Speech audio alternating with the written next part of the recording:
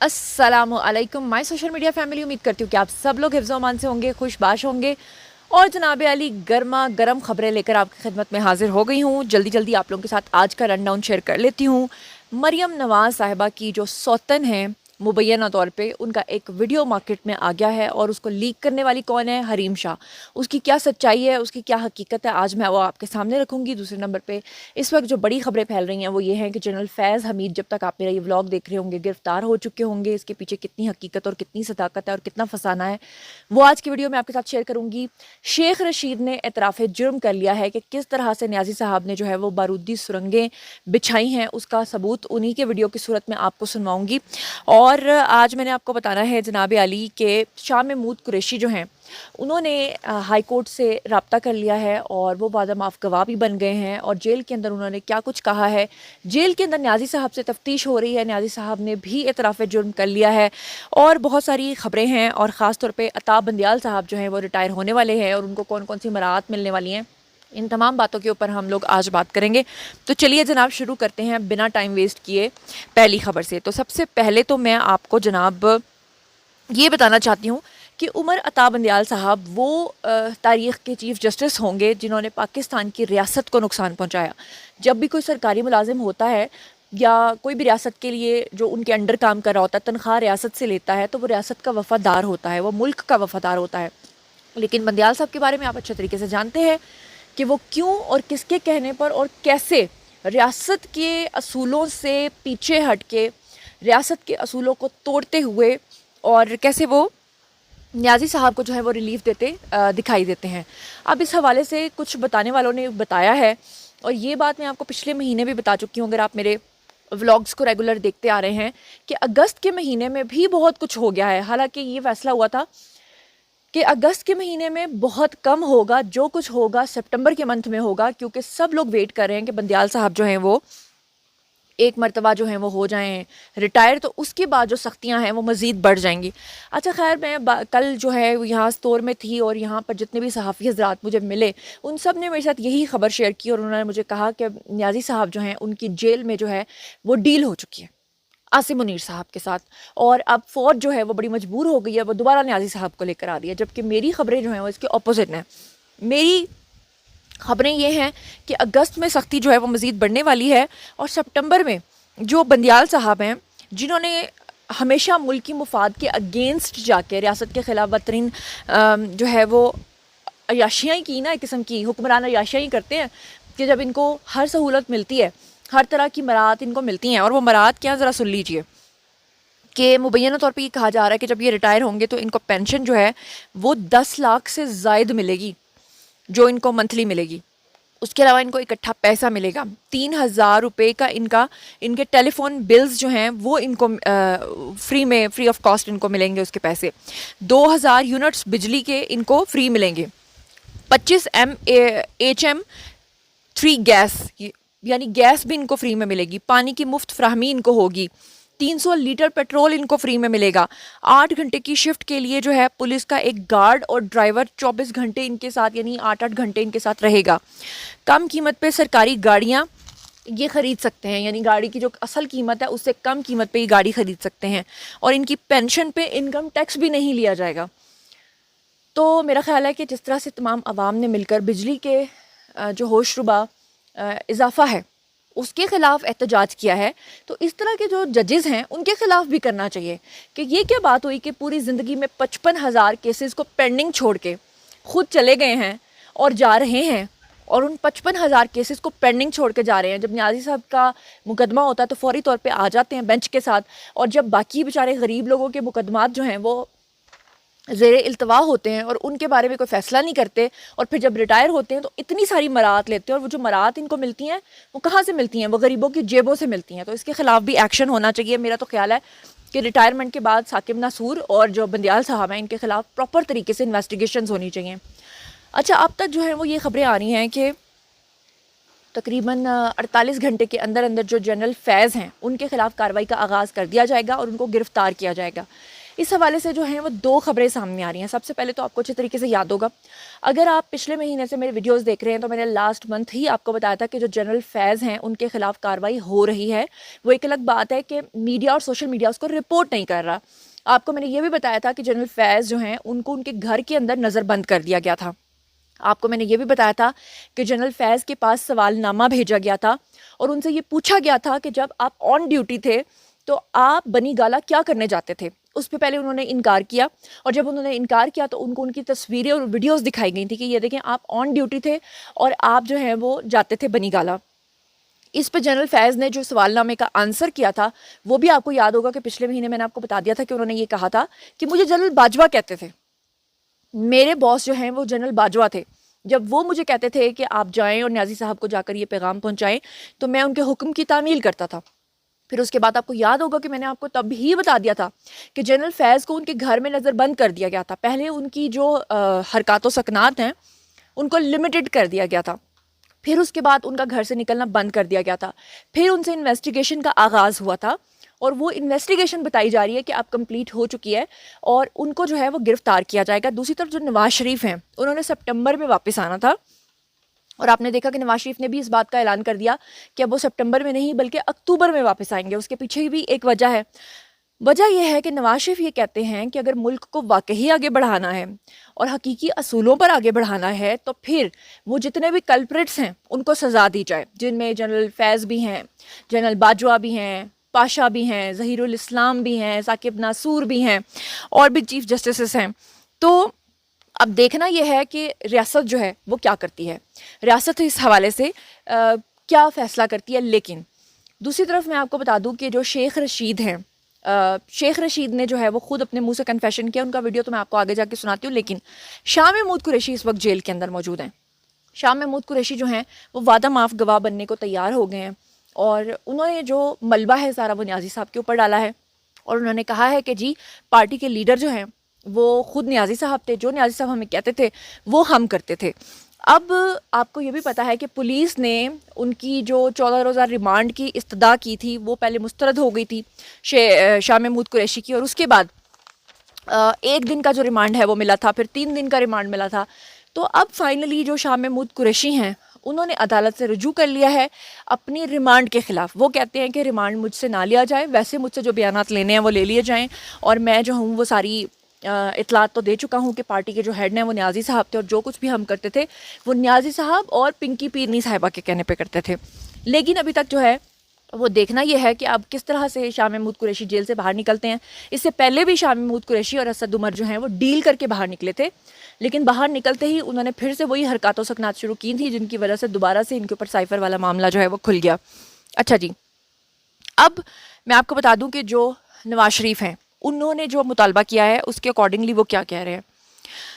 وہ کہہ رہے ہیں کہ جی آئین اور قانون کو پامال کیا گیا, ملک دشمنی کے فیصلے کیے گئے, حق کی بات کرنے والوں کو اغوا کیا گیا, صحافی اور صحافت کے خلاف پروپیگنڈا شروع کیا گیا, دفاعی وسائل اور سیاسی مداخلت کے اندر جو ہے بے جا استعمال کیا گیا, ججز نے آئین کے خلاف جرنیلوں کی خوشنودی کے لیے پاناما جیسے گھٹیا فیصلے کیے جو نواز شریف کے خلاف آیا تھا فیصلہ, اور پھر انہوں نے کہا کہ ملک تباہ کیا, عوام کو مہنگائی کے سمندر میں دھکیلا, اور اگر انہیں معاف کر دیا گیا, یہ کون لوگ ہیں ان کے نام بھی میں آپ کو بتاتی ہوں. انہوں نے کہا اگر ان کو معاف کر دیا گیا تو پاکستان کبھی بھی درست سمت میں نہیں جا سکے گا, اور جب تک اقتدار اعلیٰ کی سپریمیسی رول آف لا پوری طرح سے نافذ نہیں ہوگا اور ملک و قوم کے مجرم پھانسی پر نہیں چڑھائے جائیں گے تو غیر آئینی جرنیلی ججز جو ہیں ان پہ تجربات ہوتے رہیں گے. اس لیے نواز شریف صاحب نے ابھی 2-3 دن پہلے جب آپ نے ان کا بیان سنا تھا تو باقاعدہ طور پہ شہباز شریف ان کے پاس گئے تھے نواز شریف کو منع کرنے کے لیے کہ اب آپ نے کسی کا نام نہیں لینا, لیکن نواز شریف نے اپنا اصولی موقف جو ہے وہ اپنا لیا. وہ کہتے ہیں کہ اگر اب کی بار بھی لوگوں کو سزائیں نہیں ہوں گی تو معاملات پھر آگے آئندہ پاکستان اسی طرح چلتا رہے گا. اگر پاکستان کو صحیح سمت میں چلانا ہے تو پھر ان لوگوں کے خلاف جو ہے وہ ایکشن لیا جائے, جس میں نے جنرل باجوہ کا نام لیا, جنرل فیض کا نام لیا, ثاقب ناصور کا نام لیا, عطا بندیال کا نام لیا, پاناما والے 5 ججز جنہوں نے ان کو سزا دی تھی ان کا نام لیا, جس میں سے آصف سعید کھوسا ہیں, گلزار احمد ہیں, جسٹس اعجاز الحسن ہیں, عظمت سعید ہیں اور اعجاز افضل خان شامل ہیں. تو وہ کہتے ہیں کہ ان کو پہلے پھانسیوں پہ چڑھاؤ. اسی لیے میرے خیال سے نواز شریف جو ہے وہ اپنے اصولی موقف پہ ڈٹے ہوئے ہیں اور اسی لیے ابھی تک وہ پاکستان بھی نہیں آ رہے ہیں. اچھا جی، اب میں آپ کو جو ہے کچھ اور خوشروبہ انکشافات جو ہیں وہ کر کے بتاتی ہوں، اور وہ ہیں جی اکبر ایس بابر کے، جو کہ عمران خان کے بیسٹ فرینڈ، بلکہ آپ سمجھ لیں چڈی بڈی تھے، ان کے ساتھ 24 گھنٹے رہتے تھے. انہوں نے کہا ہے کہ یہ جو یہودیوں کے ساتھ باقاعدہ طور پہ لابنگ تھی وہ نیازی صاحب کی تھی، اور وہ کہتے ہیں کہ عمران خان کی زیر قیادت Pakistan Tehreek Insaf P T I کے جو بانی ارکان میں سے ایک، یہ بانی اور ارکان تھے یعنی اکبر ایس بابر، انہوں نے کہا کہ پارٹی اپنے ایجنڈوں کو آگے بڑھانے کے لیے یہودی اور ہندوستانی لابیوں سے بھی فنڈز وصول کرتی رہی ہے. ان کا کہنا یہ ہے کہ نیازی صاحب نے شوکت خانم بنایا ہی اس بہانے کے لیے تھا کہ جب ان کو یہودی فنڈنگ کریں گے یا انڈینز ان کو فنڈنگ کرے گی تو یہ آسانی سے کہہ سکیں گے کہ ہمارا تو ایک ہاسپٹل ہے اور ہمیں تو کوئی بھی فنڈ دے سکتا ہے. اور نیازی صاحب نے یہ کہا بھی ہے کہ جی ہمیں تو 9 ارب جو ہے وہ فنڈز اکٹھے ہوتے ہیں، تو ہمیں تو کچھ پتہ نہیں کہ ہمیں یہودی دے رہے ہیں یا ہمیں عیسائی دے رہے ہیں یا ہمیں کون دے رہا ہے. تو سوال یہ پوچھتے ہیں ہم لوگ کہ ابھی جو کچھ دن پہلے خیبر پختونخوا کے اندر وہ جو ڈولی والا واقعہ پیش آیا، آپ سے سڑکیں تک نہیں بن سکیں. نیازی صاحب آپ یہ کہا کرتے تھے کہ قومیں جو ہوتی ہیں وہ تعلیم سے بنتی ہیں، سڑکوں سے نہیں بنتی، پلوں سے نہیں بنتی. تو پھر دیکھا کیسے اٹک گئے تھے ہوا کے اندر، اور دیکھا پھر کیسے حالات اس وقت ہوئے میں اور کیسی مہنگائی ہے. آپ خود ہی بجلی کے بل جلایا کرتے تھے نا، آپ خود ہی لوگوں کو کہا کرتے تھے کہ پیسے جو ہیں وہ ہنڈی سے لے کر آئے.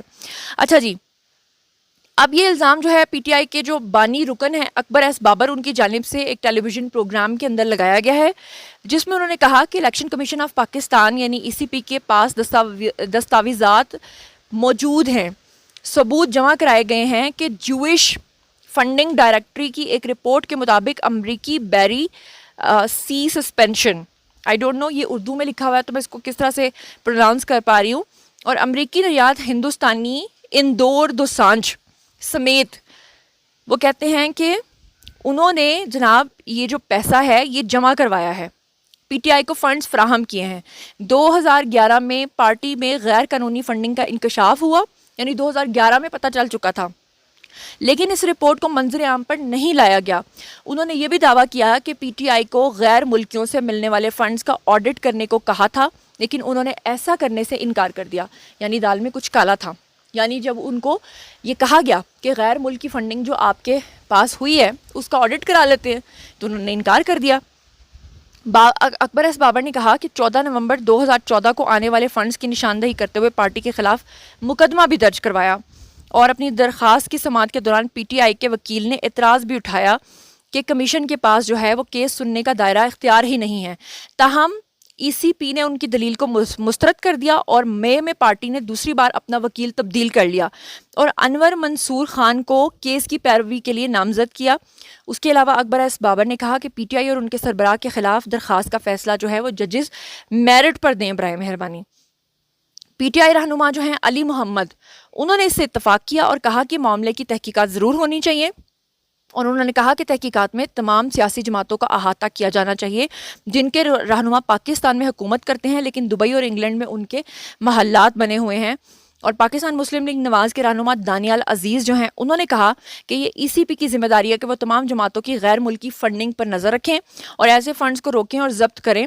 لیکن افسوس کی بات یہ ہے کہ ابھی تک آپ دیکھ لیں چیزیں سامنے ہیں لیکن ہو کچھ بھی نہیں رہا ہے. اچھا جی، اب میں آپ کے سامنے جو ہوں وہ کچھ اور ثبوت رکھنا چاہتی ہوں. شیخ رشید کا اعتراف جرم سنیے، جس میں شیخ رشید یہ کہہ رہے ہیں کہ عمران نیازی کی حکومت جانے سے 4 مہینے پہلے ہی ان کو پتہ چل چکا تھا کہ عمران خان کی حکومت جانے والی ہے.